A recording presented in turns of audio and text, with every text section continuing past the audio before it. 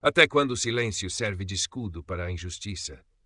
Para Aisha da Silva, essa pergunta ecoava nos recantos mais fundos da sua alma, um murmúrio persistente contra o pano de fundo da Lisboa que ela tanto amava e que tantas vezes parecia não amar de volta.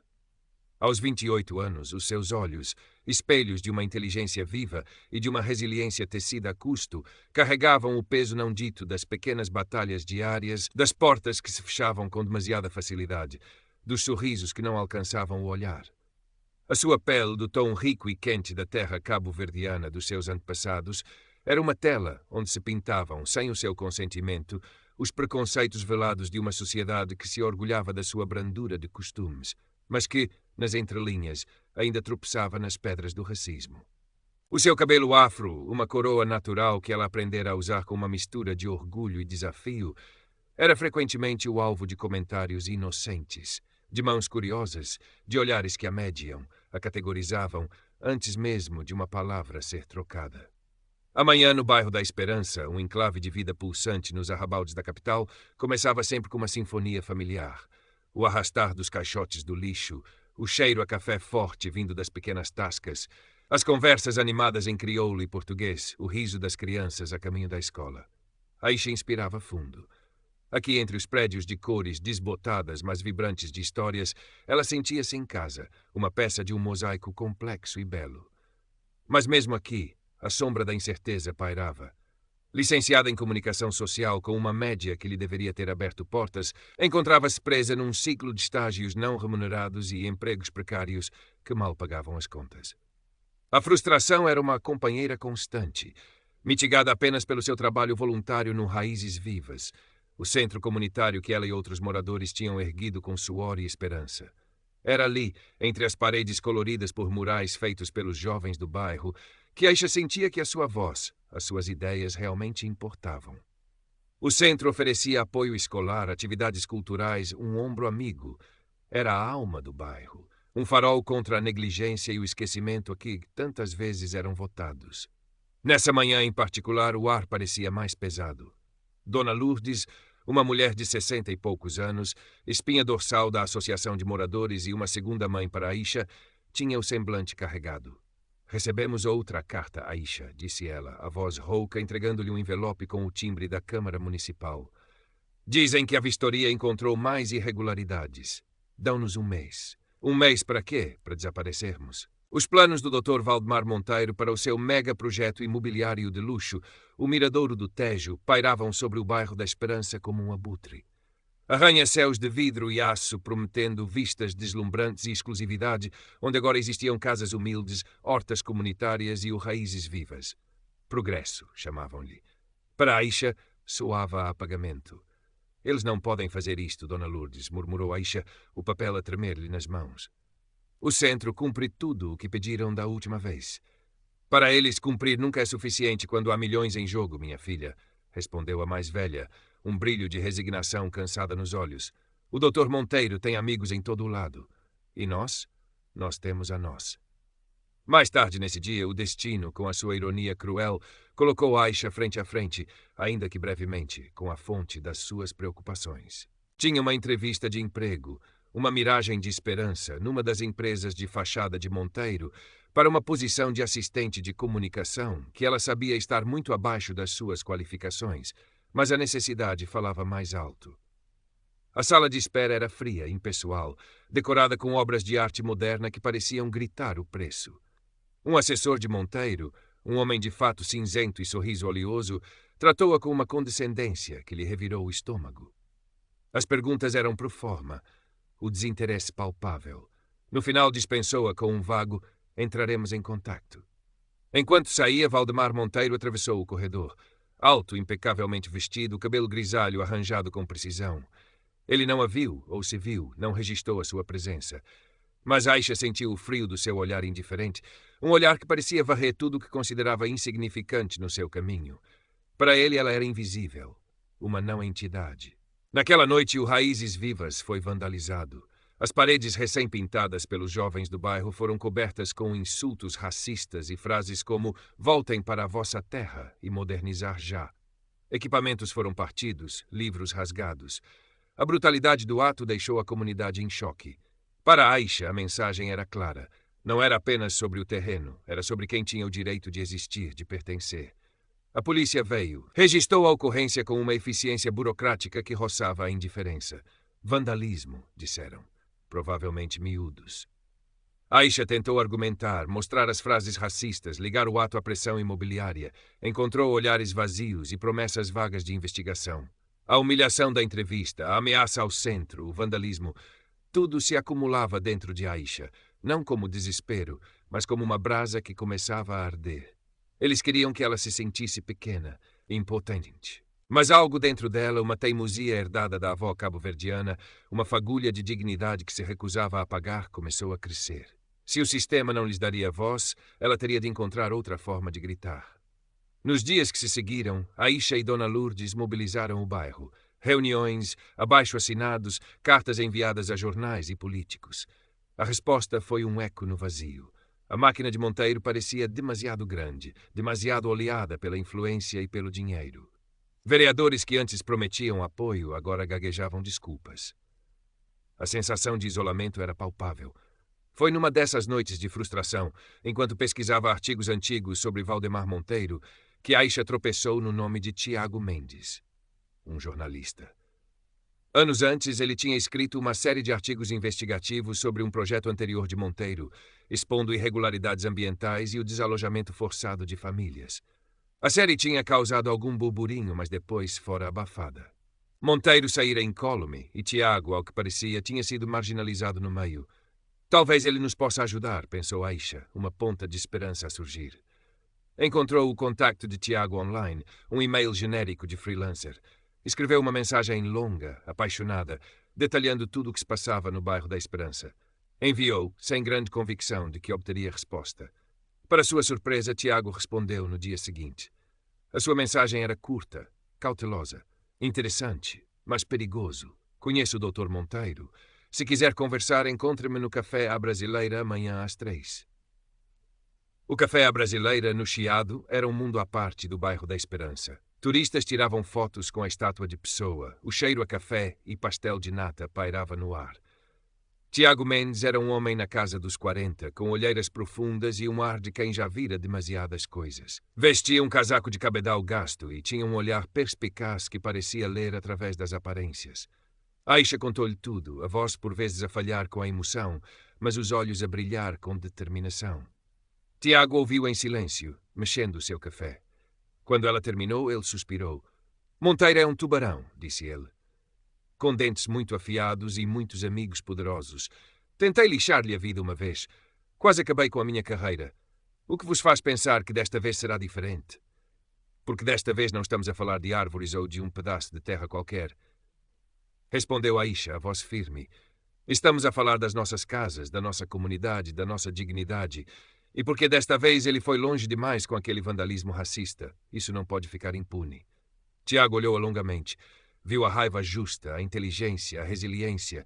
Viu algo de si mesmo, de uma versão mais jovem e idealista. E viu uma história. Uma grande história. Está bem, disse ele por fim. Não lhe prometo nada, mas vou investigar. Discretamente. E você, Aisha, tem de ter muito cuidado. Este homem não brinca em serviço. Assim começou uma aliança improvável. Aisha, com o seu conhecimento profundo do bairro e a sua rede de contactos comunitários, tornou-se os olhos e ouvidos de Tiago no terreno. Recolhia testemunhos, fotografava as táticas de intimidação, documentava cada pequena injustiça. Tiago, com a sua experiência de investigação e os seus poucos, mas fiéis contactos, começou a vasculhar os registros da empresa de Monteiro, as licenças camarárias, as ligações políticas. Descobriram um padrão. Projetos aprovados à velocidade da luz, avaliações de impacto ambiental superficiais, pequenos proprietários pressionados a vender por valores irrisórios. Mas provas concretas de ilegalidade eram difíceis de encontrar. Monteiro era astuto, protegia-se bem. Entretanto, a pressão sobre o bairro da Esperança aumentava. Avisos de corte de água e luz por alegadas dívidas antigas que os moradores contestavam. Ofertas de realojamento em contentores degradantes, longe da cidade, para quem aceitasse sair a bem. Aisha começou a receber telefonemas anónimos à meia da noite, com ameaças veladas. Tenha cuidado onde pisa, menina. Lisboa pode ser escorregadia. Uma noite, ao voltar para casa, sentiu que estava a ser seguida. 2 vultos numa rua mal iluminada. Apressou o passo, o coração a bater descontroladamente. Conseguiu entrar no seu prédio no último segundo, ouvindo os passos a pararem do lado de fora. O medo era real, palpável. Mas, estranhamente, só serviu para alimentar a sua resolução. Eles queriam intimidá-la, silenciá-la. Não iriam conseguir. Aconselhada por Tiago, Aisha decidiu levar a luta para o campo digital. Criou um blog anônimo, Vozes da Esperança, e começou a partilhar as histórias dos moradores, as fotos do vandalismo, as pequenas descobertas que iam fazendo. Usava as suas competências em comunicação para criar narrativas envolventes, humanas. As publicações começaram a ser partilhadas, a gerar comentários de apoio, mas também ataques de perfis falsos, claramente orquestrados. Dona Lourdes, entretanto, não ficava parada. Organizou uma cachupada pela dignidade no Largo do Bairro, um evento que misturava gastronomia, música e protesto pacífico. Atraiu alguns jornalistas de média locais e alternativos. A resistência começava a ganhar uma face pública. Monteiro, furioso com a publicidade negativa, mesmo que ainda limitada, contra-atacou. Um jornal tabloide, conhecido pelas suas ligações a certos interesses econômicos, publicou um artigo difamatório sobre o bairro da Esperança, pintando-o como um antro de criminalidade e os seus líderes como agitadores oportunistas. A foto de Aisha, tirada sorrateiramente, aparecia com uma legenda insinuante. Foi um golpe duro. Aisha sentiu o peso da calúnia, o medo de que a sua luta estivesse a prejudicar a própria comunidade que queria proteger. Foi Tiago quem a reanimou. É assim que eles jogam, Aisha. Sujo. Mas isto também quer dizer que os estamos a incomodar. Não podemos parar agora. E então veio a reviravolta. Uma mulher chamada Sofia, ex-secretária na empresa de Monteiro, contactou Tiago. Tinha sido despedida sumariamente após um desentendimento com um dos diretores, um protegido de Monteiro. Sentia-se traída e queria vingança, mas também tinha uma consciência. Vi coisas lá dentro, Sr. Mendes. Coisas que não estão certas. Sofia forneceu a Tiago cópias de e-mails internos, algumas folhas de cálculo de despesas confidenciais e, o mais importante, fragmentos de conversas que ela tinha ouvido e anotado. Nada que fosse uma prova irrefutável por si só, mas juntas, as peças começavam a formar um puzzle preocupante. Havia referências a pagamentos a um consultor externo que coincidia com as datas de aprovação de licenças controversas na Câmara. E e-mails onde se discutia a necessidade de acelerar a desocupação do bairro da Esperança usando todos os meios necessários. Havia referências a pagamentos a um consultor externo que coincidia com as datas de aprovação de licenças controversas na Câmara e e-mails onde se discutia a necessidade de acelerar a desocupação do bairro da Esperança usando guardrails. Um nome sobressaía nesses e-mails: Vereador Antunes, responsável pelo pelouro do urbanismo. Tiago começou a investigar o vereador. Descobriu que o seu estilo de vida parecia incompatível com o seu salário oficial. Viagens exóticas, carros de luxo em nome da esposa. Aisha, por seu lado, focou-se em humanizar ainda mais a luta. Começou a fazer pequenos vídeos com os moradores, contando as suas histórias de vida, os seus sonhos para o bairro, o que o Raízes Vivas significava para eles. Os vídeos simples, mas autênticos, começaram a ter um alcance surpreendente nas redes sociais. Um deles, onde uma menina de 8 anos lia uma carta que escrevera a Monteiro, a pedir para não demolir o seu parque de brincar, o pátio do centro, tornou-se viral. Monteiro estava a perder a paciência. A resistência do bairro e a atenção mediática, mesmo que ainda incipiente, estavam a atrasar os seus planos e a preocupar os seus investidores. Ele precisava de uma vitória rápida e decisiva. Decidiu organizar uma grande gala de lançamento do projeto Mirador do Tejo, um evento faustoso num dos hotéis mais luxuosos de Lisboa, para demonstrar força e silenciar os críticos. Seria uma noite de celebração do futuro de Lisboa, com a presença da elite política e empresarial da cidade. Para Tiago e Aisha, esta gala representava uma oportunidade única. Se conseguissem obter uma prova mais demolidora, aquele seria o palco perfeito para a expor. Sofia, a ex-secretária, ainda tinha alguns acessos remotos e conhecimento dos sistemas internos da empresa de Monteiro. Ela concordou em tentar obter algo mais. Os dias que antecederam a gala foram de uma tensão excruciante. Aisha mal dormia, dividida entre o medo e a adrenalina. Tiago trabalhava febrilmente, cruzando informações, tentando encontrar a peça que faltava. Dona Lourdes e a comunidade organizavam vigílias pacíficas à porta da Câmara, mantendo a pressão pública. 2 dias antes da gala, Sofia conseguiu.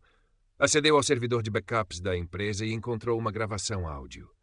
Era uma reunião entre Monteiro, o vereador Antunes, e um investidor internacional.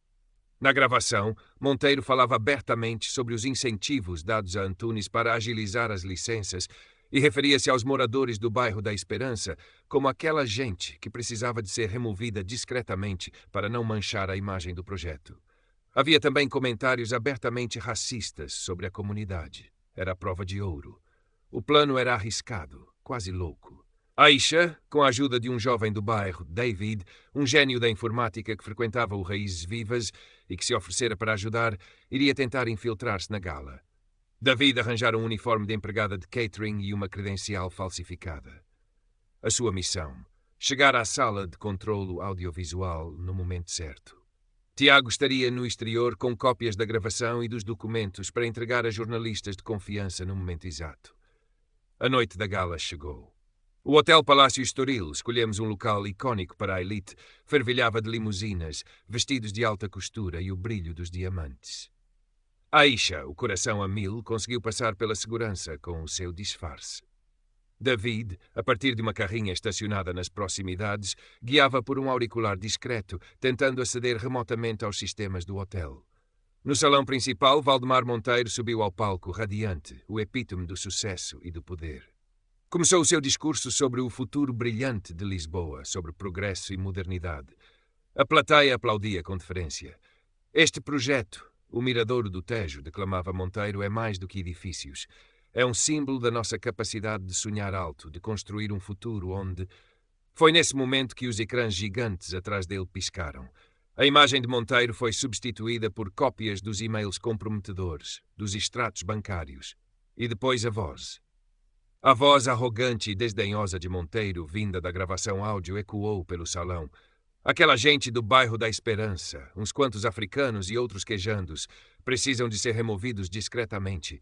O vereador Antunes já sabe como tratar do assunto com os devidos incentivos. O silêncio no salão foi total, seguido por um murmúrio que cresceu até se tornar um alvoroço.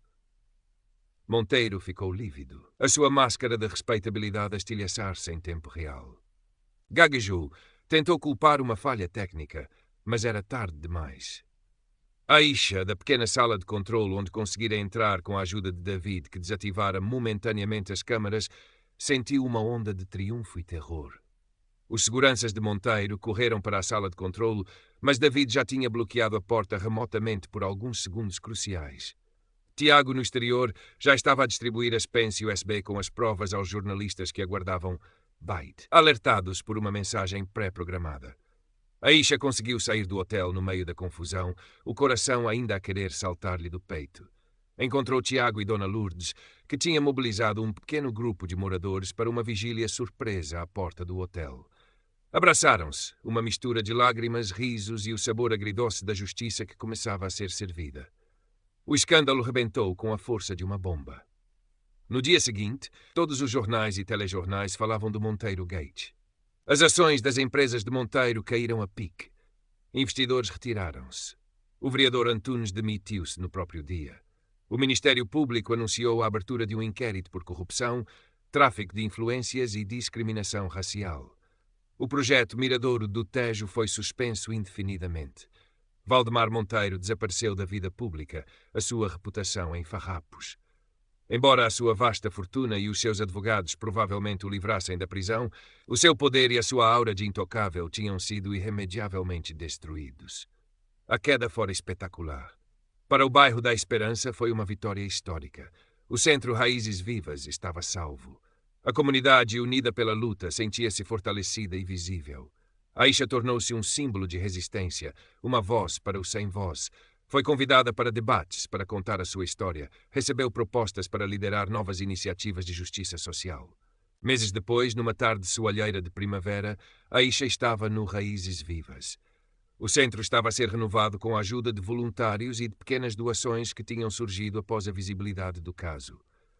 As paredes vandalizadas ostentavam agora novos murais, ainda mais vibrantes, pintados pelas crianças, celebrando a diversidade e a esperança.